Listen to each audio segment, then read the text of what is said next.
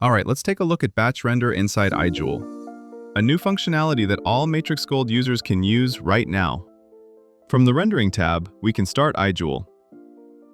This window will pop up. Now we need to select Yes to add the configurator, which we will edit then. Here, we can define how many materials we want for each section of the piece. For example, on the shank, we currently have 3 default metal options. These are the metal combinations that will appear in the batch render. Let's say I don't want rose gold. I can simply right-click and delete it. And maybe I'd like to add platinum polished instead. So I select it, and now it's added to the bottom list. Let's do the same for the top section. As you can see, we currently have rose gold, yellow gold, and white gold. If I don't want any options with white gold, I can just right-click and delete. Now let's move on to the stones. By default, we have white diamond, emerald, and ruby. Let's say I don't want diamond, I'd prefer sapphire. So I select sapphire from the list, and now it's added. We'll repeat the same process for the center stone.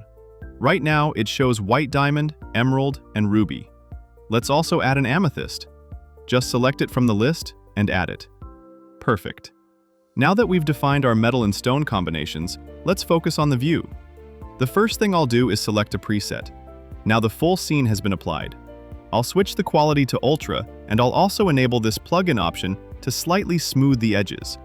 Not too much, just enough. Of course, we can continue adjusting parameters here, but I'm happy with how it looks so far. So now, it's time to start batch render. Click Initialize. As you can see, it automatically sets up some default views. Alright, these are my views. Now I can decide which ones will be still renders, and which ones will be 360-degree animations.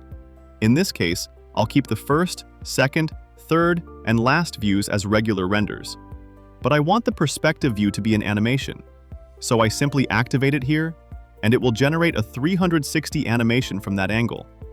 Now, let's say I don't like one of these views, and I want something more specific. All I need to do is rotate the model to the angle I prefer. Let's say I like this one. I click Add Current View, and now it's included in the list. If I wanted this view to be an animation instead of a still render, I would just activate it here. The final step is to choose the render quality. And here's something very important. If you want to render all material combinations, you need to uncheck this checkbox. If it stays checked, only the selected combinations will render. So make sure it's unchecked to generate every possible variation. Then click Export, choose your folder location, select the folder, and allow. Now the system begins rendering each frame for every material combination and every selected view. It's generating all the still images and the 360 animations as well. And one more helpful tip.